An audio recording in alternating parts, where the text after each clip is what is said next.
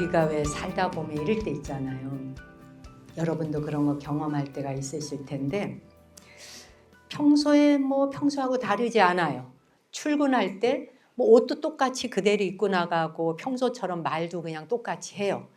그런데 뭔가 다른 날하고 조금 이상하다 하는 느낌을 느낄 때가 있죠. 어떨 때 약간 뭔가 좀 이상해. 그 느낌, 말투 이런 사실 말투나 옷차림이나 다 똑같은데 뭔가 낌새가 약간 이상한 거, 그렇죠?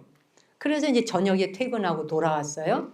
돌아와서 얘기를 하다 보니까 사실 얼마 전에 건강검진을 받았는데 건강검진 결과가 그 소식이 별로 안 좋아. 이렇게 얘기를 하잖아요. 이 말은 뭐예요? 우리가 정보는 하나도 없었어요. 아무 정보가 없는데 우리가 그냥 눈치를 채죠. 그냥 낌새를 알아차리죠. 요 사람은 이상한 점을 바로 알아차리는 능력이 있다 이거예요. 이게 무슨 소리냐면 우리 지금 21세기 AI 시대를 살고 있잖아요. AI 시대를 살고 있는데 AI가 할 수 없는 인간만이 할 수 있는 능력이 있다는 거예요. 인간만이 할 수 있는 그 능력을 고유지능이라고 하는, 제가 이제 얼마 전에 이 책을 지금 읽어보고 있는데 저 과학 강의해 주셨던 박문호 박사님이 작년 겨울에 이걸 소개해 주셨어요. 근데 제가 일이 많고 이래서 못 보다가 지난달에 이제 이걸 좀 읽어 나가기 시작했어요. 읽다 보니까 막 이래서 오늘 여러분하고 같이 한번 좀 얘기 잠깐 나눠봐야겠다 했어요. 고유지능이라고 하는 이 말이 도대체 뭘 말하는 것이냐. 눈 아프시면은 책도 못 읽으실 거 아니에요. 그러니까 제가 그래서 썸머리를 좀 한번 해볼게요. 읽을 분은 또 읽으시고. 어쨌든 뭔가 우리가 상대방에 대해서 낌새를 알아차리는 이걸 AI는 못한다는 거예요. 인간만이 하는 능력이라는 거예요. 인간만이 할 수 있는 고유지능이라는 거예요. 이게 우리 몰랐죠? 네, AI하고 우리하고 구별을 지을 수 있는 거. AI 시대에 인간이 인간답게 살고 우리만의 것을 회복해서 살 수 있는 거. 그게 뭘까를 이 책은 얘기하고 있어요. 그래서 AI하고 인간의 결정적 차이에 대한 이야기를 하고 있는 거예요. 이게. 예. 그래서 이제 그 앵거스 플래처라고 하는 이 박사님이 스탠퍼드 대학의 인지과학자이셨는데 이분 얘기가 AI는 빅데이터를 기반으로 어떤 패턴을 알아차리잖아요. 그런데 인간의 뇌는 AI하고 구조적으로 다르게 생겨 있대. 아까처럼. 평소하고 똑같은데 약간 이상하네. 아무 정보가 없어. 빅데이터는 모든 정보를 갖고 있지만 우리는 정보가 없어요. 아무 정보가 없는데 정보 없는데 그냥 알아. 뭔가 이상한 걸 알아차려요. 뭔지 아시겠죠? 네. 우리는 단 한 번의 경험 또 단 하나의 단서만 있어도 그 단서를 갖고 전체 상황을 파악할 수 있는 능력이 인간에게 있다는 거예요. 우리한테 그런 능력을 쓰고 있는데도 잘 몰랐죠. 그래서 이제 그것을 뭐라 그러냐면 그렇게 직관적으로 아는 상황, 요걸 고유지능이라 한다. 예. 오늘 그냥 용어 하나만 들어놓으셔도. 그래서 이제 고유지능이라고 하는데 통계를 통해서 아는 게 아니에요. 통계가 중요한 게 아니라 데이터가 중요한 게 아니라 인간은 맥락을 읽는다는 거지. 그렇잖아요. 근데 AI는 맥락을 읽기가 어려워. 그래서 질문할 때 한마디만 뭐가 딴 말이 들어가도 엉뚱한 대답을 주거든요. 예, 그러니까 정확하게 뭔가 데이터를 뽑아낼 수 있는 내용을 물어야지 만약에 질문하는 사람이 더듬수를 조금만 넣으면 대답이 더듬수가 나와요. 안 그렇습니까? 근데 인간은 그게 아니에요. 그러니까 왜 말을 엉뚱하게 해석도 안 되는 말을 하는데 듣는데 말의 맥락을 바로 알아듣는 거. 그게 인간이 할 수 있는 거예요. 예를 들면 충청도 말 요즘 많이 웃긴다 그러던데 충청도 사람들이 음식이 늦게 나오면 밭에 농사 지러 가시오 이런 데잖아요. 예. 근데 그런 말 한마디만 해도 인간은 그게 무슨 말인지 바로 알아듣는데 AI한테 물으면 그 농담인지 모른다는 거지. 안 그렇겠어요? 예. 그래서 또 반찬이 이렇게 맛이 없대. 반찬이 맛이 없으면 아유 이 동네 사람들은 살은 안 쪄서 좋것이오 이러는데 맛이 없으니까 많이 안 먹는데. 그러니까 이게 그 빅데이터로서는 그런 말 자체를 생각을 아예 못하지 않겠어요? 그렇잖아요. 이게 인간과 AI의 차이점인데 이 시대에 우리가 살아남을 수 있는 내용에 대해서 얘기하는 게 오늘 한번 귀 기울여 들어보세요. AI는 이런 느낌을 감지를 못해. 근데 이건 인간은 감지를 해. 그걸 바로 뭐라 그런다? 고유지능이라 한다. 요건 하나 알았죠? 예. 그래서 이걸 우리가 평소에 쓰고 사는데도 그게 우리가 AI하고 구분되는지 몰랐단 말이에요. 이 박사님이 연구를 해서 또 써놨어요. 그래서 고유지능이라는 거는 이분 얘기는 인간의 뇌는 컴퓨터가 아니라는 거예요. 우린 컴퓨터가 아니죠, 당연히. 인간이 AI처럼 생각하려고 하면 할수록 오히려 지능이 떨어져서 바보가 된대요. 예. 그러니까 그러면서 이분이 이제 주장하는 건 셰익스피어식의 사고방식으로 훈련해가라. 이런 얘기를 해요. 오늘 이제 그 이야기를 한번 들어보세요. 셰익스피어식의 인간적 사고방식을 회복해 가야 된다. AI 시대에 인간이 유일하게 살아남는 방법, 유일하게 차등을 두는 방법이라는 거예요. 인간만이 가지고 있는 특별함, 그거를 AI 시대에 회복해 가라라고 하는 게 이제 여기에 주된 내용이더라고요. 그러니까 인공지능이 논리라든지 데이터를 통해서는 인간이 못 따라가잖아요. 어마어마하잖아. 0.001초 만에 빠바바박 막 대답 내놓죠. 눈이 후둥그레지잖아요. 묻기도 전에 그냥 묻자마자 대답을 주죠. 도대체 뭐야? 그 정도로 이 정보 양이 막 광대무변합니다, 한마디로. 그런데 인간은 어때요? 인공지능의 정보량하고 비교도 할 수 없을 정도로 인간의 그 정보량은 애게게게 콩알딱지만 해. 그 지식이 있는 박사들이라고 해도 박사도 자기 지식에 대해서나 이만큼이지 그 지식을 벗어난 세계를 말하면 애게 되잖아요. 그런데 말이에요. 이렇게 우리는 인공지능과 생각해 봤을 때 우리의 정보량은 아주 제한적이에요. 진짜 조금밖에 안 돼. 비교가 되지 않아. 그런데 그 속에서 우리는 뭔가 낌새를 알아차리고 이상한 걸 빨리 알아차리는 능력이 있다. AI는 절대 그 이상한 낌새를 못 알아차린다는 거죠. 그래서 근데 이제 인간이 갖고 있는 AI는 못 가지고 있는데 인간이 가지고 있는 고유 지능 4가지를 얘기해. 4가지가 뭐냐 하면 그냥 쭉 듣고만 가요. 첫째는 직관이라는 거지. 이게 AI는 못 갖고 있다는 거야. 이게 인간만 갖고 있다. 첫째 직관. 예. 그리고 이제 직관뿐이 아니라 인간이 갖고 있는 것은 또 놀라운 상상력이 있잖아요. 그렇죠? 인간의 그 상상력이 또 어마무쌍하잖아요. 그 다음에 또 뭐가 있을까? 감정. 예, AI가 감정을 가지고 있는 것까지 보여지지만 인간이 갖고 있는 감정하고는 또 다르죠. 그것도 데이터를 입력해서 나오는 것이니까. 그렇죠? 그 다음에 이제 하나가 뭐냐면 상식이에요. 요 4가지. 직관, 상상력, 감정, 상식. 요게 인간의 고유지능이라는 거예요. 간단하게 한 줄씩만 설명해 보자면 직관이라고 하는 건 뭐냐면은 생존 본능에서 온 거예요. 이거는 포식자의 미세한 움직임을 바로 낚아채는 거. 나를 잡아먹으려고 하는 대상의 움직임을 바로 알아야지 우리가 살 거 아니에요. 이 직관이라 이거야. 그 다음에 날씨의 변화, 춥거나 덥거나 굳이 데이터가 없어도 몸이 바로 알아요.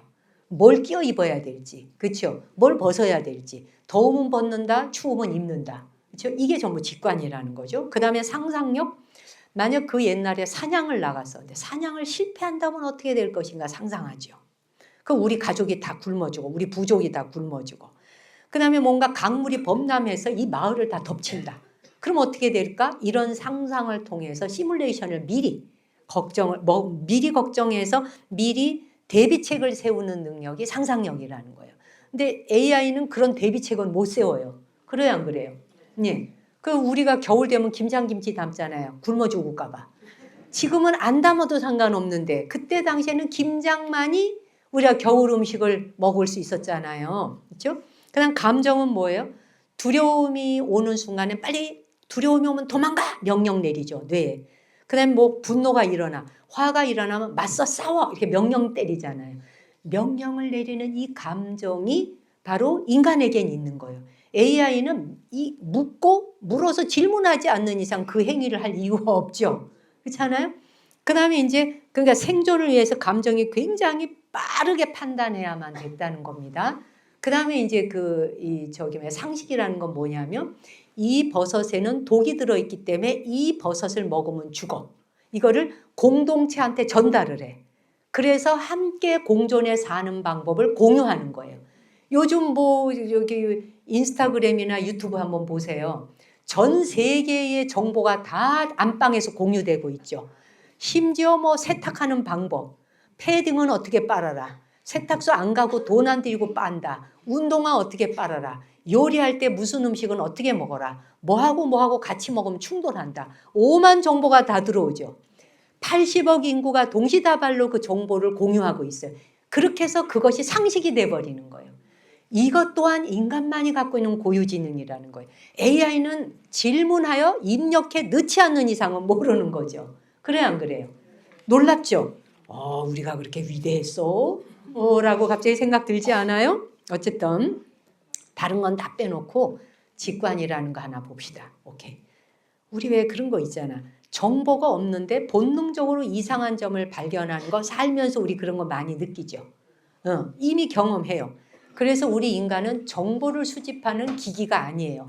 정보 수집 기기가 아니라 우리는 예측 기계라 그래. 뭔가를 사전에 미리 조각만 보고 딱 예측해서 아는 거예요. 그래서 인간한테는 선천적으로 우리 DNA 안에 탑재되어 있는 패턴을 우리는 바로 감지하는 거예요. 그래서 꼬랑지 하나만 보여줘도 이 전체의 동물이 무엇이다 바로 알아요. 이게 뭐냐면 우리는 생존 경험이 우리 몸 안에 딱 그 탑재가 된 거예요. 살기 위해서 계속 퇴적층처럼 쌓여왔던 거예요, 우리한테. 교회에 이런 경험이 있잖아요. 두 사람이 얘기를 나누고 있다가 내가 그 방에 쓱 들어갔더니 말을 갑자기 멈춰. 스탑을 해. 무슨 말인지 내용은 몰라. 근데 뭔가 이거 이상한 말을 하고 있구나 바로 알죠. 그렇죠? 그래서 그것이 내 흉을 보고 있었든지 아니면 내가 듣지 말아야 될 제3자의 얘기를 하고 있었든지 그냥 멈추었는데 바로 알잖아요. 그렇죠? 그것뿐이 아니지. 상대방이 웃으면서 말을 해. 뭐 내용도 아무 문제가 없어요. 응? 아무 문제 없어. 그런데 뭔가 불편해. 그런 거 있죠. 그럴 적에 뭐예요? 겉과 속이 다른 느낌. 뭔가 이게 숨기는 것 같을 때. 그렇지 않아요? 그럴 때 이게 직감으로 알아. 이걸 인공지능은 못한다는 거예요. 직감으로 아는 것 자체를 못한다는 거죠. 이해가 가죠? 그리고 뭐 처음 만난 사람이에요. 뭐 본 적도 없어요. 근데 그 사람하고 특별히 나빠야 될 이유도 없었어요. 그리고 그 사람이 뭐 나쁜 행동을 한 것도 아니에요. 근데 뭔지 모르게 그 사람 딱 보는데 저 사람 좀 조심해야 돼. 경계하는 거 있죠. 뭔가 조심해야 돼. 그게 과거의 위험한 경험과 유사했을 때 그때 바로 경계심을 바로 알아차리는 거예요. 이게 AI는 못한다는 거예요. 정보 없이는 아무 짓도 못한다는 거예요. 우리는 그냥 보면 알아. 보면. 아시겠어요? 그러니까 생존의 기억. 그 생존 기억에 기반해서 바로 검증되는 거예요, 이게. 뭔가 느낌이 아닌 것 같다라고 할 때. 의식은 근거는 못 찾아. 근거를 갖고 있지 않은데 무의식적으로 시뮬레이션을 바로 돌릴 수 있다는 거죠. 우리 다 그런 일 하고 살잖아요. 그리고 어떤 말이 거짓처럼 느껴질 때 상대방이 하는 말이 그럴듯해. 그리고 그럴듯한데 증거도 있어. 증거도 눈앞에 보이는데도 불구하고 그런데 뭔가 조작된 느낌. 그런 거 있죠. 뭔가 조작된 것 같은 그런 느낌이 있을 수 있다는 거지. 이런 경우에 감정이 자연스럽지 않으면 바로 낌새를 알아차려. 인간은 낌새야. 그렇죠? 낌새? 이상한 거 알아차리는 데는 독보적이라는 거예요. 물론 사람에 따라서 더듬수 놓는 사람도 있지. 전혀 낌새를 못 알아차려하고 뒤통수 맞는 경우도 있잖아요. 그리고 이런 것도 이제 장소 어딜 갔는데 이유 없이 괜히 여기가 불편해. 뭐 겉보기에는 멀쩡해. 겉보기에는 멀쩡한데 왠지 이 공간에서 빨리 나가야 될 것 같은 그런 느낌 받을 때 있죠. 그러니까 뭔가 온도와 위험이 감지되어지는. 그럴 때 뭔가 나하고 안 맞아. 이거 빨리 나가야 되겠는데 이런 경우도 있죠. 예, 위험 신호. 지금 나열했는 이거 말고도 무수히 많은 게 우리 삶의 전반에 깔려 있어요. 근데 여기에 나열했는 이 모든 사례의 공통점이 뭐냐면 논리 이전의 느낌이 바로 온다는 거지. 예. 근데 AI는 논리가 있어야 되는 거예요. 논리를 펼치는 거니까. 그런데 인간은 논리 다 필요 없어. 조각 하나만 봐도 바로 알아. 낌새를 알아차리는 순간 저거 뭐 있다. 바로. 그렇죠? 느낌이 먼저 와. 이거는 망상이 아니라는 거예요. 망상이 아니라 예측 모델이 내가 뭔가 예측하고 있는 모델이 충돌할 때 시그널을 보내주는 거예요. 그 낌새가. 바로 야 이거 도망가야 돼. 야 이거 좀 이상해. 야 이거 속으면 안 돼. 뭐 이런 거 있죠. 예, 그런 거를 먼저 알려준다는 거지. 그래서 인간은 어떤 상황을 이해하기 전에 먼저 이상한 낌새와 어긋난 거를 먼저 감지하는 것이 탑재되어 있는 거예요. 예, 우리 몸 안에, 우리의 기억 안에는. 그게 먼저 올라타 있는 거예요. 그래서 위험을 먼저 감지해. 그 아이들도 왜 그 한 부모 앞에 애가 둘을 낳는데 첫째 아이는 굉장히 조심하고 그렇죠? 주의를 하는데 둘째는 그냥 덤벙덤벙 무서운 또 모르는 애들도 있잖아요. 예, 이게 또 탑재된 게 또 다 달라요, 사람마다. 어쨌든 근데 중요한 건 뭐냐면 위험을 바로 감지하는 것이 인간의 최대 능력인데도 불구하고 하지만 이것이 항상 100% 정확한 건 아니라는 사실이에요. 이게 어긋날 때 있잖아. 그게 왜 어긋나느냐 하면은 딴 게 아니라 감정이 과잉될 때, 예를 들어 한번 저게 의심이 들기 시작했어. 의심이 한번 들기 시작하면 상상의 시나리오를 써요. 상상의 시나리오를 쓰기 시작하면 없는 거를 만들어갖고 소설을 써서 소설 10권, 100권이 나와.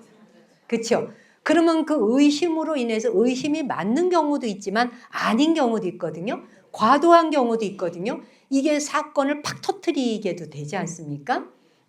그래서 지나치게 감정이 내가 과잉됐을 때 한 번 의심했는데 아니라고 해도 그 아닌 상황에 뭔가 낌새가 이상해 라고 하는 건 있어요. 이게 과도하게 상상할 때 안 맞아 떨어지는 거죠. 뿐만 아니라 분노가 일어나. 화가 좀 나는데 그 화의 감정이 극도로 과해. 너무 과하게 화를 내거나 할 적에 그때도 화가 막 나는데 화가 날 조건이 하나 있을 때 화가 나는 조건을 10개, 20개, 20개 과거서부터 다 끌고 와서 스토리를 쓰잖아요. 그래서 이게 과잉하게 되면 스스로 상상을 부풀린다. 시나리오를 쓴다라는 거예요. 그래서 그런 상황을 만들어서 스스로 걱정과 불안과 초조와 두려움을 끌고 온다는 거지. 과도하게. 그렇죠? 이것도 또 인간이 하는 거예요. AI는 그런 짓 안 하죠.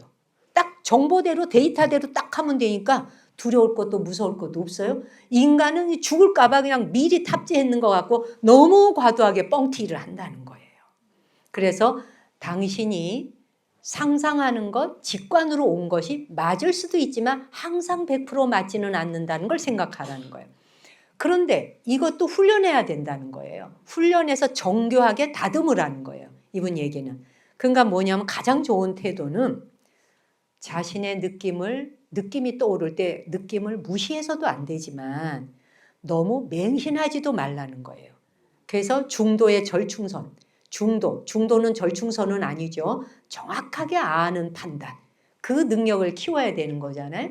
우리가 수행을 하거나 기도하거나 정진하는 이유도 중도의 힘을 키우기 위한 거잖아요. 어느 쪽으로도 편승되어 쏠리지 않고 어느 쪽으로 내가 상상해서 막 그냥 부풀렸고 시나리오 쓰는 게 아니라 있는 그대로 보려는 연습이잖아요. 있는 그대로 보려는 훈련을 하라는 거예요. 그래서 이 고유지능이 원래 탑재되어 있는데 이것도 정교하게 훈련해야 된다는 게 이제 이분 내용인 거예요. 예, 그래서 왜 이분이 셰익스피어식의 사고방식을 인간이 다시 훈련해야 된다라고 말하는가. 셰익스피어식의 사고방식의 특징은 정답을 주지 않거든요. 예, 그가 쓴 뭐 희극, 비극 아시잖아요. 많이 읽어보셨거나 들어라도 봤을 거예요. 햄릿이 있고 리어 왕이 있고 맥베스 있고 오셀로 있고 그렇죠. 네, 그렇듯이 이게 우리가 뭐 햄릿이나 오셀로나 뭐 리어 왕이나 또 뭐 맥베스나 모든 그 비극의 주인공들, 그 비극에 등장한 또 희극도 있잖아. 희극 비극이 있어요. 정답을 안 줘요 이분은. 책 읽어보면 알지만. 그다음 뭐 인물의 모순이 있어요. 그 등장하는 인물의 굉장한 모순을 갖고 있는데 모순이 있는 상태를 절대 수정하지 않아. 그냥 모순 있는 상태 그대로 적나라하게 무대 위에 올려서 보여주잖아요. 그럼 뭐예요? 결론을 내리지 않아. 과정만을 보여줘요. 그렇죠? 그리고 뭐예요? 선과 악을 단순히 분리하지도 않아요. 이게 셰익스피어의 그 책에 등장하는 내용이잖아. 뭐가 됐든 상황을 그냥 툭 던져요. 던지고 판단을 미뤄요. 결정 내린 판단을 하지 않아. 그리고 독자가 스스로 각자 읽는 자가 느끼도록 해요. 아무 정답이 없다는 거죠. 보는 사람이 정답 생각하는 바가 다 다르다는 거죠. 그 사람의 경험치가 다 다를 거니까, 기억도 다 다를 거니까, 그 사람이 살아온 환경도 다를 거니까. 그래서 같은 햄릿인데도 한국 사람이 읽을 때 느끼는 게 있고 미국인이 읽을 때 느끼는 게 있고 다를 거 아니겠어요? 그래서 이게 바로 그런 셰익스피어식의 그런 사고방식을 인간이 더욱더 훈련하고 단련해 가야 돼라고 한 말은, 그렇게 할 때 우리의 뇌 안에 뇌의 회로가 직관력을 동원하면서 훨씬 더 그것이 확장될 수 있다는 얘기인 거예요. 요즘은 어때요? 사람들이 스스로 느끼고 감지하기보다 설명을 먼저 들으려 하거나 강의를 들으면, 제가 외부 강의 나오면 강의 들으면서 바로 검색해요. 그래서 이분 얘기는 뭐냐? 검색하지 말라는 거지. 쉽게 말하면 들으라는 거야. 그냥 그 순간 거기 있으라는 거예요. 왜냐하면 이거 그냥 뭐 찍으면 다 나오니까. 그렇게 해서 얻어진 답은 네게 아니라는 거예요. AI가 주는 정보에만 의지해 버릇하면 무슨 문제가 생기냐면, 이분 얘기는 진정으로 그대의 삶에 위험이 왔을 때 당신의 고유지능을 훈련하지 않으면 정작 위험에 처했을 적에 그거를 해결할 방법을 잊어버리게 된다. 네. 그러니까는 AI가 인공지능이 주는 거, SNS에 올라오는 내용을 통해서 정보를 계속 획득하다 보면 내가 알 이유가 없잖아요. 그러니까 내 안에 있는 이 고유지능이 활동할 이유가 없잖아요. 얘가 근육이 빠지는 거죠. 근육이 빠지니까 그냥 침대 위에 드러누워 있는 거죠. 그렇죠? 야야야 위험해 빨리 일어난대. 채우고 막 옷 입고 어떻게 나갈 상황이 못 되는 거야. 느려 터져. 안 그렇겠어요? 그래서 셰익스피어식의 사고라는 건 고유지능을 살리는 길이다라고 말하는데, 그 이유가 뭐냐면 모순이 보인다고 해서 인간관계를 바로 칼로 탁 자르듯이 하지 말라는 거지. 바로 복수하고 원수 갚는다고 바로 칼로 자르거나 바로 정답을 내리거나 하지 말라는 거예요. 그 사람과 여러분이 다시 인연 맺지 않고 안 만난다 하더라도, 만나느냐 만나지 않느냐가 중요한 게 아니라 내 마음 안에서 그 사람에 대해서 담쌓고 밀어내느냐 아니면 내 안에서 여백을 두느냐, 이건 큰 차이가 있다는 거죠. 그렇잖아요? 그래서 모순적인 존재, 어차피 인간은 모순적인 존재라는 거예요. 네. 뭐 어떻게 오해를 하라고 한 게 아니었는데 누군가가 자기의 그때의 기분과 상황 따라 오해가 불거지면 오해가 생기기도 하잖아요. 그냥 오해가 풀리지 않은 채 그냥 이 우주관에 엎덩어리가 돼서 떠돌아다니는 것도 부지수 많잖아요. 여러분도 기억 못하는 걸 누군가는 원한을 가진 경우도 있잖아요. 이게 굉장히 모순적 인간의 모습이에요. 그런데 중요한 건 뭐냐면 이 모순적 존재, 그 모순을 허용하라는 거예요. 그냥 그게 햄릿식의 방식이고 이게 셰익스피어식의 사고방식이라는 거예요. 허용하라. 그래서 인간의 뇌는 AI처럼 답을 내리는 구조가 아니라 그의 작품에 등장하는 인물들처럼 결론을 내리지 않고 열린 상태로 지속적으로 탐구하는 거예요. 평생을 인간 공부하라는 거지. 얼마 전에 30대 초반 된 어떤 청년이 저한테 그런 질문을 하더라고요. 자기가 이제 직장을 들어갔는데 이 인간관계가 제일 어렵다는 거예요. 너무 힘들대요. 그래서 내가 인간관계가 힘들다라는 말을 미리 올리지 마라. 언제 인간관계 해봤냐? 응. 죽기기를 쓰고 해봤냐? 인간관계를. 안 해보지 않았냐. 그러니까 인간관계가 어려워요라고 하는 건 세상이 만만하게 다가와야 되는데 안 만만하다는 이야기일 수 있잖아. 세상은 그렇게 호락호락 만만하지 않아. 내 엄마 아버지도 모순덩어리고 내 아들 딸도 모순덩어리야. 내 뱃속으로 내놨지만 알다가도 모르겠다는 말씀들을 많이 하시더라고요. 그렇죠? 알다가도 모를 것이 인간이요. 이 말이 바로 모순이에요. 근데 그 모순을 허용하라는 거예요. 이게. 모순이 있는 것을 결정 내려서 이건 아니야. 결론 내리고 결정 내려서 담장 밖으로 밀어내고 담쌓지 말아라 하는 이야기예요. 그래서 제가 그 청년에게 그랬죠. 사랑 과정 알아가기 위한 공부가 우리 인생의 공부. 그래서 인간 세상에 온 것이다. 인간 알아가라고. 인간 세상에 온 이유는 딴 공부하라고 온 게 아니다. 인간에 대한 공부 시작, 인간에 대한 공부 중간, 인간의 공부 끝. 시작과 중간과 끝이 유일하게 이거 공부하라고. 그 공부 끝나야 된다. 근데 이 공부가 한 생에 났다고 끝이 안 나요. 그렇죠? 한 생에 끝이 안 나서 얼마나 많은 생애를 거듭거듭 돌아. 제가 지난번 추하루에 그 법문을 해줬는데 티베트 불교에서는 그런 얘기를 해요. 사람이 인간의 몸으로 자주 많이 받아 태어났던 사람이 이해심도 넓고 자비심도 넓고 속도 깊고 크대. 왜? 산전수전 공중전을 하도 겪어봐갖고 그냥 이 속에 배알 간 허파 다 띄어놨다 이거지 그냥. 허파는 띄면 안 되겠다. 숨을 쉬어야 되니까요. 어쨌든 그렇게 배를 다 떼놓고 있다 이거예요. 응? 그런데 사람으로 태어나본 기억과 경험이 별로 없어. 우지우지 하다 보니까 사람 몸뚱이로 뛰어들어가고 난 지가 한 3번밖에 안 났어. 한 3번 정도 사람의 길에 뛰어들어 본 사람, 뭐 그래도 한 번 3번은 태어나 봤으니까 뭐 그래도 사람 노릇을 좀 한다 이거야. 그런데 와, 사람 탈을 썼지 저게 인간 아니다. 뭐 이런 사람 이제 그건 이번 생에 처음 사람으로 와본 거야. 그러니까 사람이 뭘 해야 되는지를 아직 모른다. 사람으로 훈련되어 본 적이 없어서 인간 연습을 해본 적이 없다 보니까 사람 노릇을 할 줄 모른다는 거지. 이 말 이해가요? 티베트 불교에서는 이 법문이 있어요. 그런 법문을 해요. 너무 재밌잖아요, 비유가. 요즘에 뭐 TV 프로그램 중에 무슨 흑백 요리사라나 뭐 요리하는 프로 있죠. 거기서 보면 심사위원들이 요리 그 지원자들, 요리하는 그 응시자들의 태도와 눈빛과 말투와 행동만 보고도 바로 직감적으로 이 사람은 정직하고 진실한 요리를 한다 안 한다. 그렇죠? 그 다음에 아니면은 대충 한다 장난한다. 바로 알잖아요. 심사위원이. 그게 바로 AI는 못하는 거라는 거예요. 그래서 이런 프로그램은 AI는 절대로 이런 프로그램을 진행 못한다는 거죠. 정보가 없는 거예요. 그냥 맛을 봐야 되고 보는 순간 직감으로 그냥 낌새를 알아차려야 되는 거지. 그래서 그냥 나가세요. 뭐 이거 할 때 에이프런 있잖아. 그 뭐라 그래? 앞치마 벗고 나가세요. 뭐 이러는 거 이때 맞아요? 셰익스피어식의 사고방식으로 고유지능을 다듬어 가세요. 훈련시켜 가세요. 라고 하는 이야기가 뭐냐. 셰익스피어가 언제 때 사람이 이 사람 쓴 책이 420년 전이잖아요. 도대체 21세기를 살고 있는 이 시대의 우리들에게 왜 420년 전에 살다간 극작가가 쓴 내용을 그 다음에 그런 인간상을 우리에게 제시하고 있느냐. 그 왜 제시하는가라는 거죠.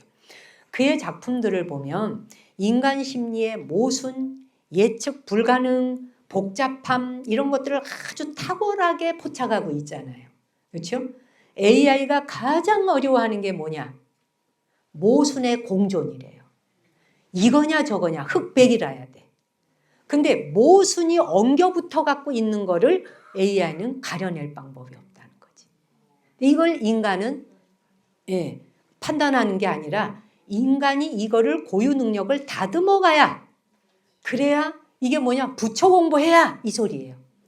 부처 공부 대보살 공부해야 그래야 고유 능력을 통해서 인간의 모든 세상에 이해할 수 없고 납득할 수 없다라고 하는 그 고유 지능에 대한 것이 사람과 사람 사이에 벽을 만드는 것이 아니라 장애물을 만드는 것이 아니라 그걸 통해서 우리가 무엇을 더 깨닫고 배워갈 것인가 이거란 얘기예요. 햄릿이라고 하는 작품 하나만 보자 이거야. 그거는 그때 당시 우리가 학교 다니던 시절에는 햄릿을 우유부단하다 그랬거든. 아니 당장 복수하면 되지 왜 복수를 못해. 지 삼촌이 지 아버지 죽였는데 그 지 엄마 뺏어갖고 재혼했는데 왜 못해. 막 이렇게 생각할 수 있잖아. 이게 결론 내릴 수 있는 문제가 아닌 거예요. 그래서 햄릿은 우유부단한 게 아니라 성급하지 않은 거예요. 그리고 결론을 내리거나 행동으로 옮기는 것을 주저해요. 그게 성격이 주저해서가 아니라 툭 던져놓는 거죠. 그래서 이제 독일에 가 있잖아요. 이게 덴마크 왕자잖아요. 독일에 말하자면 그 당시에 햄릿은 유학가 있었던 거잖아요. 아버지의 죽음에 대해서 내용을 듣고 바로 날아오죠. 날아와서 보니까 아버지는 돌아가셨는데 그 바로 아버지의 동생, 그렇죠? 자기한테 삼촌이지. 숙부가 왕위를 찬탈을 하고 엄마까지 재혼을 해갖고 말로 살고 있어. 황당한 거예요 이게. 인생이 겪는 고통 중에 제일 큰 고통을 지금 겪고 있는 거예요 이 사람이. 근데 이제 햄릿이 바로 복수를 실행하지 않아. 복수로 바로 옮겨가지 않고 숨고르기를 하죠. 그러는 사이에 내 눈으로 아버지 죽이는 걸 직접 본 건 아니니까. 그렇죠? 그런데 이제 돌아가신 아버지가 밤사이에 꿈에 유령으로 나오잖아요. 유령으로 나왔고 내 동생이 말이야. 네 삼촌이 나를 어떻게 독을 써갖고 죽였는지 방법을 자세히 얘기를 해주잖아요. 그런데 그때 이제 햄릿은 어떻게 생각하냐. 이 유령이 진짜 아버지일까? 또는 악마가 나를 속이고 있는 걸까? 또 아니면은 내 슬픔이 환영을 만든 걸까? 물어요, 이렇게. 바로 복수 칼 들고 날아가는 게 아니라 이게 사실이야? 내가 이거 환영에 휩싸여 있는 거 아니야? 내 슬픔의 환영이 이걸 만들어낸 거 아니야? 이렇게 하면서 햄릿은 여러 가지 가능성을 동시에 열어놓는 걸 보시라는 얘기예요. 이 작품에서 하고 싶은 얘기는. 그래서 여러 기능들을 동시에 열어놔. 오픈을 해놔. 이 기능을 뭐라 그러냐면 부정적 능력이라 그래요. 부정적인 능력. 일단 부정적인 능력이라니까 뭔가 와닿는 게 부정이 쉽잖아. 여기서 말하는 부정적 능력이라는 건 나쁘다는 뜻이 아니에요. 나쁘다는 말이 아니라 뭔가를 성급하게 규정짓지 않는 거. 불확실하거나 미스테리한 거. 그 다음에 회의감이 드는 거. 그럴 때 그 감정 속에 그대로 머물러 있는 능력을 부정적 능력이라 그래요. 견뎌내는 거. 그 감정, 미스테리해. 그리고 뭔가 불확실해. 그리고 뭔가 회의감이 들어. 이걸로부터 바로 벗어나려고 노력하지 말라는 거예요. 바로 벗어나기 위해서 우리는 도망갔거든요. 회피했거든요. 생존을 위해서. 생존을 위해서 했던 것만 하는 것은 동물이 하는 거다는 거야. 사람은 동물과 다른 한 가지가 있다는 말을 하고 있는 거예요. 이해가 가죠? 그래서 사람은 뭐냐? 성급하게 결론 냈다. 바로 총살, 바로 칼. 이게 아니라는 거예요. 그렇죠? 머무르라는 거예요. 거기에. 그래서 정답이 없는 상황에서 억지로 논리를 껴 맞춰가지고 결론을 내리려고 하지 않고 그 모호함, 뭔지 알 수 없는 그 모호함을 견디라는 거예요. 그 견뎌내는 이 정신적인 힘을 부정적 능력이라 그래요. 부정적 능력이 뭔지 아시죠? 우리에게는 우리가 견뎌내야 되는 것들이 굉장히 많아. 아픔도, 고통도, 슬픔도, 짜증나는 일도, 미움도 굉장히 많은 것들이 우리에게 엄습해 와요. 근데 이게 동물이 하듯이 하는 식으로 본능으로만 움직일 수 없다는 얘기인 거예요. 그게 아니라 인간은 그러한 감정조차도 견디는 힘을 갖추어야 된다. 이게 셰익스피어예요. 그가 쓴 작품이고요. 그 작품에 있는 주인공들의 그러한 사고방식을 인간이 더욱더 다듬어 가야 된다. 너무 멋지지 않아요? 보통은 복수극의 주인공이라면 원수를 즉각 처단해야 되잖아. 그렇죠? 근데 햄릿은 끊임없이 질문을 해. 내가 본 게 맞나? 내가 보는 게 진짜 아버지였나? 아니면 나의 환상은 아닐까? 라고 물어보는 거지. 예. 그래서 햄릿이 행동을 늦추는 이유는 우유부단하거나 게을러서가 아니라는 거예요. 인간 존재가 원래 모순덩어리고 또 도덕적 진실이 복잡한 거예요. 진위를 가질 수가 없는 게 너무 많아. 그죠? 선악을 가질 수 없는 게 너무 많아. 그렇잖아요? 그래서 도덕적 진실의 이 복잡성, 그리고 인간 존재가 갖고 있는 모순성, 이 모든 것들을 온몸으로 받아내는 거. 아시겠어요? 온몸으로 받아내고 있는 것이 햄릿이라는 거예요. 그러한 햄릿을 무대 위에 올려서 보여주는 거죠. 섣부른 결론으로 복수하지 않고 그는 삶과 죽음, 그리고 존재의 본질, 이런 것에 대해서 수많은 사유의 문을 향해 문을 열어놓는다는 거죠. 만약에 말입니다, 여러분. 그 사람이 햄릿이 바로 칼 들고 가서 삼촌을 그냥 빡 칼로 복수를 했어. 그럼 햄릿이란 작품이 나와요, 안 나와요? 없죠. 죽였는데 뭐 끝났잖아요. 그런데 햄릿의 그 내용들이 막 수많은 깊이 있는 독백과 대화가 오고 가잖아요. 예. 그 셰익스피어는 초등학교밖에 안 나왔대. 우리 지금 식으로 말하면. 그 당시에 배움이 그 정도밖에 아니었대. 선천적으로 아는 거죠, 그냥. 그래서 셰익스피어는 어떤 확신이나 지식에 정답에 도달하려고 애쓰지 않고 불확실함, 고통받는 괴로움, 그 속에 그냥 스탑 머물러라. 그런 인간상을 작품에서 보여주고 있는 거예요. 이해가 가죠? 그래서 부정적인 능력을 우리가 다 갖추라는 내용인 거예요. 그 부정적 능력이 뭐냐? 모르는 상태가 있을 때 알라고 안달하지 말라. 파헤쳐내려고 안달 안 해도 된다. 라는 거죠. 누군가 A와 B가 관계가 안 좋아. 회사에 갔는데 이 사람과 저 사람 부장하고 누가 관계가 안 좋아, 직원하고. 그러면 이 안에 분위기가 싸해. 그럼 빨리 이 싸한 분위기를 얼른 좋게끔 만들고 싶잖아요. 셰익스피어는 그렇게 하지 말라는 거예요. 좋도록 만들려고 안달복달하지 말라는 거예요. 이 사람과 이 사람 사이에 갈등이 있어서 안 좋으면 안 좋은 그대로 그 모순을 그냥 받아들여 보라는 거예요. 거기 그냥 머물러 보라는 거예요. 이게 부정적 능력이에요. 우리는 부정적 능력을 갖지 않으려고 그러고 웬만하면 해결부터 하려고 보잖아. 안절부절하고 막 아버지하고 아들하고 싸워갖고 우르락부르락 막 이 밥하는 엄마가 그냥 밥이 제대로 안 돼. 이게 막 퍼지질 않아. 반찬이 막 짜 그냥. 아니면 싱거워. 그럴 때 있어요, 없어요? 안절부절하잖아. 그럴 때 부정적 능력의 힘을 기억하라는 거예요. 이게 셰익스피어식 사고방식이에요. 그런 기류가 있구나.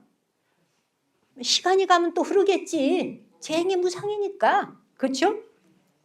모르는 상태가 왔을 때, 뭔가 불편한 상황이 왔을 때, 이것과 저것이 모순이 충돌했을 때 확실하지 않은 상태를 그대로 두는 것도 연습해봐라. 결론 내리지 말라, 답 내리지 말라. 그건 AI가 하는 거다. 지금 이 얘기인 거예요. 인간은 모든 것에 답이 없다라는 말인 거예요. 답 없다. 그 답이 없다 그런다고 우리 막 속 세게 놓고서 야, 답 없어. 이러지 마. 햄릿이 성급하게 결론 짓지 않고 사유를 했는 덕분에 420년이 지난 지금까지도 이 시대를 살고 있는 우리에게 새로운 의미를 발견하게 해주는 거예요. 복수해서 그냥 끝나버렸다고 한다면, 그렇잖아요? 복수해서 끝났으면 뭐 지금 생각할 거 없잖아요. 복수했다는데. 안 그래요? 예. 그래서 햄릿에는 삶의 덧없음과 이제 중요한 이야기로 마무리해갈게. 이제 잘 들어봐요. 이제 부처님 이야기로 연결해 볼 거예요. 이 햄릿에는 삶의 덧없음, 그리고 자아의 본질을 꿰뚫어 보는 대사들이 중중무진으로 나와요. 그렇죠? 막 그냥 한마디 한마디의 말이 주옥 같아요. 정말. 예. 오늘은 시간이 없어서 햄릿 이야기만 하는데 뭐 리어 왕도 보세요. 정말 그 요즘 사태 똑같아요. 리어 왕 그 아버지 왕 딸 셋한테 땅 놓아주고 뭐 어떡하고 니들이 나를 모시거라. 내가 왕의 이름은 그대로 가지고 있는데 땅은 니네들이 다 하고 나를 모셔. 누가 모시기는. 재산 다 줬는데. 그렇죠? 재산 다 가지고 간 큰딸 작은딸이 아버지 알기를 우습게 알고 내쫓아버려서 어떻게 돼. 미쳐서 광야에서 정신머리 나가가지고 막 돌아다니는데 가장 진실했던 막내딸의 마음을 뒤늦게 알고 여기까지 이야기 나가면 진도 그 낭중에 아시겠지? 그래서 햄릿의 대사들이 무궁무진. 여기서 보세요. 몇 가지만 얘기해 드릴게요. 햄릿이 이제 무덤지기들을 시켜서 무덤지기들이 파헤치는 해골들을 이렇게 꺼내서 해골을 이렇게 들고 있는 장면도 있잖아요. 연극에 보면. 그 해골을 보면서 그런 말을 하지 햄릿이. 알렉산더 대왕도 결국 죽어서 땅에 묻혔고 흙이 되었지. 그 흙으로 맥주통 마개를 막는다면 그 흙을 빚어서 말이야. 그리고 이제 점점점 하고 나서 천하를 호령하던 알렉산더 대왕이 구멍난 벽을 막아서 바람을 막는 신세가 된다는 말일세. 이 연극 중에 나오잖아. 알렉산더 대왕 난리굿을 치고 살았지만 그도 죽어서 한 줌 재요 한 줌 흙이다. 벽에 구멍 뚫어진 거 그거 막는 흙에 불과해. 이 덧없음을 생각해봐라. 맞아요? 네. 그래서 이게 뭐예요? 재무상을 얘기하는 거예요. 불교식으로. 덧없는 육심과 흙의 순환을 말하고 있잖아. 제 식대로 해석하자면 모든 형성되어진 것은 변한다. 재무상의 그 가르침과 다 있다 이거야. 그리고 이제 덴마크에 있는 것이 지옥 같다. 난 여기에 있는 게 감옥에 갇혀 있는 것 같아. 이렇게 얘기하니까 친구들이 동의를 못해요. 햄릿한테. 그랬더니 햄릿이 그러지. 세상에는 본래 좋고 나쁜 것이 없다네. 다만 우리의 생각이 그렇게 만들 뿐이지. 그냥 법구경에 한마디가 나오는 거잖아요. 햄릿이 읊는 대사야 이게. 만약에 한 칼에 복수해서 끝났다면 이런 말 안 나오죠. 안 그렇겠어요? 그래서 모든 모순을 견디고 내놓는 거예요. 그래서 세상에는 본래 좋고 나쁜 것은 없다네. 다만 우리의 생각이 그렇게 만들 뿐이라네. 이런 얘기를 해. 그게 뭐예요? 다 모든 게 마음이 만드는 것이다. 일체 유심조하고 다 맞닿잖아. 근데 햄릿에서 제일 유명한 한마디 대사가 뭐예요? 그렇지. 사느냐 죽느냐 이것이 문제로다. 이거 모르는 사람 없어. 햄릿은 안 읽었어도 이 말은 어서 주워 들어본 적 있어. 그렇죠? To be or not to be. That is the question. 사느냐 죽느냐 이것이 문제로다. 자, 그러면 이게 단순히 자살할까 말까를 고민하는 차원을 넘어서는 말인 걸 아셔야 돼요. 아주 깊은 고뇌의 명대사입니다. 이 말은 즉 인간이 이 햄릿은 인간이 세상에 뚝 태어났어. 나라는 자, 그대들이라는 자, 각자의 자아가 있어. 인간이 세상에 태어나서 자아를 가지고 살아간다는 것. 이 자체가 감당할 가치가 있는 일일까를 묻고 있는 말이에요. 이 자아를 가지고 살아간다는 것. 이게 가치 있는 일이야? 이걸 묻고 있는 게 to be or not to be. 죽느냐 사느냐. 네, 그걸 묻고 있어. 그래서 수동적인 삶과 능동적인 죽음에 대한 이야기를 하고 있지. 그러니까 가혹한 운명의 화살을 맞았잖아요 지금. 독일에 가 있는 동안 아버지 죽었어. 그것도 딴 사람도 아닌 말이야. 형제지간에 말이야. 동생이 형을 죽여가고. 그냥 죽자마자 그냥 뭐 일주일 한 달 간 것도 아니고 냅다 바로 그냥 아버지의 왕위 자리를 찬탈하고 말이야. 또 하자마자 엄마하고 바로 재혼을 하고. 그러니까 자기가 엄마도 도른 걸로 보이는 거야 그냥. 그 순간. 여자의 그래서 참 나약한 자여 그 이름이 여자로다. 뭐 이런 대목이 있지 아마. 예.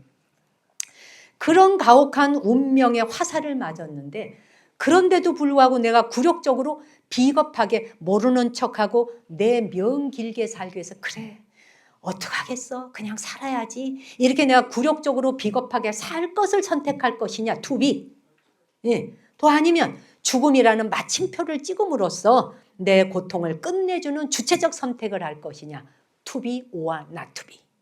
이거를 고뇌하면서 명대사를 던지는 거란 얘기예요 여러분. 예? 그래서 사실은 셰익스피어가 420년 전 이 햄릿을 통해서 이 대목은 to be or not to be that is the question 이거는 화두로 던져준 거예요 우리한테. 우리가 우리한테 물으라는 거예요. 각자의 자아라고 하는 몸뚱이를 가지고 태어나셨는데 이것이 그렇게 꾸려서 살아갈 만한 가치가 있으신가요?를 화두로 던져주는 말인 거죠. 그렇잖아요? 햄릿한 데 있어서 to be라고 하는 것은 살아서 복수를 하면 그만인 복수하면은 어떻게 돼? 자신도 살인자가 돼야 되잖아. 그렇죠? 악을 처단하기 위해서 스스로 악이 되어야 되는 상황. 이걸 이해해 보셔야 돼. 악을 처단하기 위해서 칼집을 휘둘렀어. 칼을 휘둘렀어. 내가 또 스스로 악이 돼야 돼. 그런 상황에서 햄릿은 정의를 행하는 존재가 될 것인가? 아니면 차라리 아무것도 하지 않고 그냥 죽음으로써 소멸할 것인가? 이거를 고뇌한 거예요.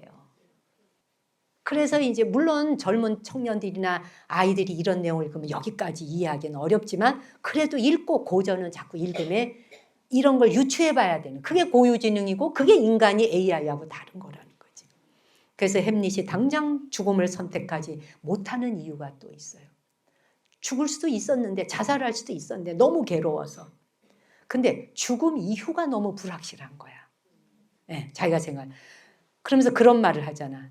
죽음은 아무도 돌아오지 못하는 미지의 나라다. 거기에 대한 불확신과 두려움을 갖고 있는 거예요. 내가 죽는다고 끝나? 이거죠. 더 큰 고통과 심판이 혹시 기다리고 있는 거 아닌가? 예. 그래서 그런 회의가 차라리 내가 그래서 사는 게 나은 게 아닐까? 이렇게 생각이 오고 가다 보니까 모순으로 보이는 거지. 근데 인간은 이런 모순을 놓고 끊임없이 자아를 스스로 직면해 보라는 이야기인 거예요. 그래서 사느냐 죽느냐라고 하는 이분법이지만 불교에서는 뭐라 그래? 부처님에서는 생과 사를 하나로 보잖아요. 생사, 불생불멸 하나로 보고 뿐만 아니라 둘 다 실체가 없는 것으로 보죠. 그렇죠? 그래서 햄릿이 자아에 대한 집착을 내려놓았다면 무아를 깨달았겠죠. 그렇다고 한다면 이런 질문은 성립되지 않았을 것이고 그가 무아를 깨닫는 주인공으로 등극했다고 한다면 이 대사 자체가 다 바뀌었겠죠. 또 다른 말이 나왔겠지. 자, 셰익스피어가 그 당시에 무아의 과정에 도달했는지 안 했는지는 알 수도 없고 여기서 논할 필요 없죠. 그러나 분명한 사실은 뭐냐. 햄릿이 쓴 희극이나 4대 비극이나 5대 희극이나 이 모든 내용들은 셰익스피어가 하고 싶은 것이 하나가 있어요. 그게 뭘 것 같아요? 400년 전으로 가서 좀 물어보고 와요. 자, 하나예요. 자아란 얼마나 모순적이고 허망한가를 완벽하게 증명해 보여준 것이 셰익스피어 작품이에요. 무아까지는 모르겠어. 근데 자아라고 하는 것이 얼마나 허망한 것인가. 자아라고 하는 것이 얼마나 진짜 이게 그야말로 여몽 한포령인가. 그거를 작품을 통해 분명히 보여주고 있는 거예요. 그래서 깨달음 대신 그는 깨닫는다는 대신 뭐를 나타내서 부정적인 능력을 통해서 모든 결론이 다 환일 수 있다는 걸 알려줘요. 그렇잖아요? 모든 결론이 다 환이야. 셰익스피어가 무아까지는 못 갔는지 몰라 내용에도. 자아에 대해서는 완벽하게 파헤친 거예요. 자아에 대해서 끊임없이 물어라. 질문하라. 라는 거예요. 그 자아가 내리고 있는 모순과 모든 것들에서 결론 답 내리지 말고 끊임없이 자아에 대해서 파헤쳐봐라. 그건 환이더라. 덧없는 것이더라. 이거잖아요. 그래서 뭐예요? 성급하게 이 셰익스피어는 뭐 자아는 없다거나 인생은 공하다거나 이런 결론을 내리진 않아요.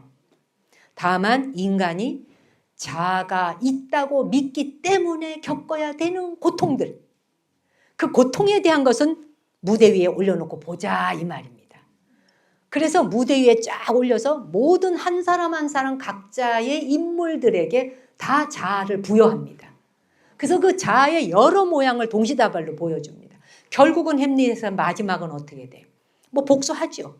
결국은 삼촌 죽이고 엄마도 죽고 자기도 죽고 결혼하려던 여자도 죽고 그 여자 오빠도 죽고 다 죽어. 그 비극이지. 그런데 여하간 그 인물들을 무대 위에 다 올려놓고 당신들의 것이다라고 생각하고 보라는 이야기인 거예요. 그 모든 모순들을 말이에요. 그리고는 그 고통의 희면에 머무는 힘을 가지라. 아까 했던 말이에요. 그것이 셰익스피어가 선택했던 방법이에요.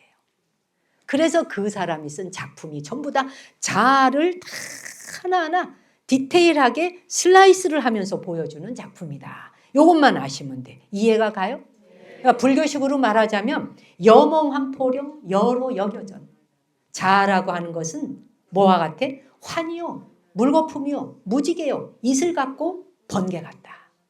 다를 바 없더라 이거야. 이제 무아까지는 모르는데 자아가 그렇다고 하는 걸 깨달은 거예요. 그 우리에게 그런 것들을 우리가 살면서 깨닫느냐고 하는 걸 묻고 있는 거예요. 그래서 판단을 보류하라라는 말을 하고 있는 거예요. 당신이 내린 누군가에 대해서 결론 내린 거. 저 사람은 사기꾼이야. 저 사람은 도둑놈이야. 저 사람은 착한 사람이야. 저 사람은 도덕적인 사람이야. 저 사람은 너무너무 믿을 만한 사람이야. 모든 결론 노라는 거예요. 당신이 내려놓은 자아에 더 씌워놓은 거품 그거 다 환이야 라는 이야기를 셰익스피어는 하고 있는 거예요. 결론 내리지 마. 착하게 보이는 그 사람 또한 어느 순간에 갑자기 뒤집어져서 미친 사람일 수도 있어. 또 제정신이 아닌 미친 사람 또 홀라당 뒤집으면 세상에 둘도 없이 비단 같은 사람일 수 있어. 이 모순적인 것을 감당하고 견디라는 거지. 너무 멋지지 않아요? 네, 그래서 생각이 올라오는 심연의 깊이를 견뎌내는 힘을 키워라 하는 것이 그분의 작품이고 이 말은 곧보다 정신적 맷집을 키우라는 거예요. 육체의 맷집뿐이 아니라 정신적 맷집을 키우라. 우리가 정신이 얼마나 허약해. 조금만 힘들고 뭐 피곤하게 아유 죽겠네 에에에에 막 짜증이 올라오잖아 막. 안 그래요? 이 맷집 키우라는 거예요. 견디라는 거예요. 그래서 불안함이 오거나 슬픔과 걱정이 오거나 잘 들어봐요. 격분하거나 초조함이 오거나 좌절하거나 겁먹은 느낌이 오거나 안절부절하거나 충격을 받았거나 스트레스를 받거나 골치 아픈 상황이 오거나 마음이 언짢아, 마음이 불편해, 신경질이나 짜증이나 피곤해, 지쳐, 절망해, 의기소침해, 또는 환히 용약해, 기뻐 죽겠어, 막 들떠. 이 모든 양가 감정의 양쪽 모든 것을 난리굿을 치고 이리 갔다 저리 갔다 하지 말고 부정적 능력을 그대로 시면에 간직한 채 그대로 견디는 힘을 가져보아라. 고통도 떠나갈 때가 있고 괴로움도 떠나가는 순간이 있다는 거지. 마음이 언짢은 거 길게 안 간다는 거지. 왜? 환이니까. 그렇잖아요? 충격받은 거 환이니까 곧 사라진다는 거죠. 골치 아픈 사건 곧 사라진다는 거지. 회사에서 뭔가 직장 상사와 아니면 동기간에 안 좋았다? 안 좋은 상황 견뎌보라는 거지. 그냥 그 안에 가만히 자기를 담금질하고 있어 보라. 예, 담금질하고 있어 보라. 그래서 곰이 마늘 먹고 나와서 어떻게 되죠? 우리가 견디는 힘의 민족 아니냐고요. 그래 안 그래요? 견디지. 그래서 한마디로 말해서 이분이 하는 이야기는 제가 보니까 AI 시대를 살수록 인간으로 돌아가세요. 사람 되는 길로 가세요. 사람이 뭔가요? 사람은 부정적 능력을 견뎌내는 힘을 키우는 것이 사람이에요. 어떤 것도 좋지 않다라고 판단하는 것도 빨리 도망가고 회피하고 벗어나려고 하지 마세요. 그 조갑증이 여러분을 고통으로 몰고 가요. 부처님 말씀과 하나도 다를 바가 없죠. 뭐 이제 뒤에 있는 내용은 또 다음에 기회 될 때 한 번 더 연결타를 가도록 하고 여기까지만 해도 너무 많이 했죠? 네. 많이 들었죠? 네. 그래서 근데 제가 이제 이거를 보면서 요즘에 이제 브레인, 뇌과학자들이 정말 불교 공부를 했는지 안 했는지 모르겠지만 불교의 경전에 와닿는 내용들이 너무 많아. 그래서 아주 좋아요. 브레인 책만 해도 제가 한 200~300권 갖고 있는 것 같아요. 다 읽어보진 못했어요. 읽기 전에 책이 없어지니까 빨리빨리 사놔야 돼. 네, 왜? 사는 사람이 없는 책은 나오자마자 한 달 만에 없어져 버려. 그러니까 나왔어요. 그럼 바로 사놔야 되는 거야. 언제 읽더라도. 그래서 이제 그 누가 그러잖아. 책을 안 읽어도 겉표지만이라도 쓰다듬어라. 표지 제목만 보고 손으로 쓱 한번 어루만지기만 해라. 그래도 인연을 건다. 그래서 왜 티벳에 가면 옷만이 반면 막 만이차 돌리잖아. 막 만이차를 뱅뱅뱅 10바퀴 100바퀴 돌리면 그냥 바로 극락세계 간다. 쓰다듬기만 해도 말이야. 그 오늘 제가 드리는 이야기 마지막 마무리할게요. AI 시대를 살아가고 있는 인간. 우리는 AI와 다른 능력이 있다. 우리만이 가지고 있는 고유 능력이 있다. 그 고유 감각을 익히려면 검색해서 해답 바로 찾아내는 식으로 하지 마라. 그렇게 하는 게 아니라 스스로 사유하고 생각하라. 강의를 듣거나 법문 들을 때 거기에 주의 집중하라. 들으면서 이 안에서 고유 감각은 계속 회전을 하거든. 그 능력이 다듬어진다는 거예요. 답부터 찾지 마라. 그 다음에 세상은 살다 보니 답이 없는 인간을 너무 많이 만나. 만나기 이전에 엄마 뱃속에서 나오는 순간 지 자신부터 만나. 자기가 모순이거든. 그렇죠? 이 모순 덩어리를 한평생을 짊어지고 살아야 돼 아니에요. 이 모순 덩어리를 인식하고 이해하기 위해서 이거 하나 공부하는데 전생애를 바친단 말이에요. 그렇죠? 그래서 자아가 들끓어 오르는 수많은 감정들, 그 많은 감정들이 슬프던 괴롭던 즐겁건 피곤하건 지치건 짜증나건 환히 용약하건 기뻐 죽겠건 그 어떤 감정이라도 이쪽 저쪽으로 기울어져서 좌편향 우편향으로 기울어지지 말고 그 모든 것들을 그대로 그곳에 머물러 보라. 완벽한 인간 없다. 근데 그걸 인정해라 어쩌라 잘못을 해도 좋다 이게 아니라 그렇죠? 한 걸음 떨어져서 그것을 그 자아 또한 환임을 인식하라. 그것이 무지개 같고 이슬 같고 번개 같고 그냥 환영에 불과한 것이다 라고 한 번만 읊조려 봐라. 그럴 때 과연 당신 눈에 보이는 그 대상이 당신하고 만나서 밥 한 번도 먹어본 적 없는 사람인데 차 한 잔도 나눠본 적이 없는 사람인데 나하고 정치적 색깔이 다르다는 이유는 얼마나 우리는 원수를 만들어. 이거는 인간 공부가 아니라고 하는 말을 하고 있는 거예요. 누가? 셰익스피어가. 그거를 다듬으라는 이야기인 거예요. 품어 안으라는 거예요. 그 생각 하나하나를. 내가 싫어하건 미워하건 어쩌건 그 모순 덩어리 자체를 품어 안고 이 안에서 곰삭혀라. 그래서 곰이 되어 나와라. 결론이 맞나? 좋습니다. 네, 감사합니다.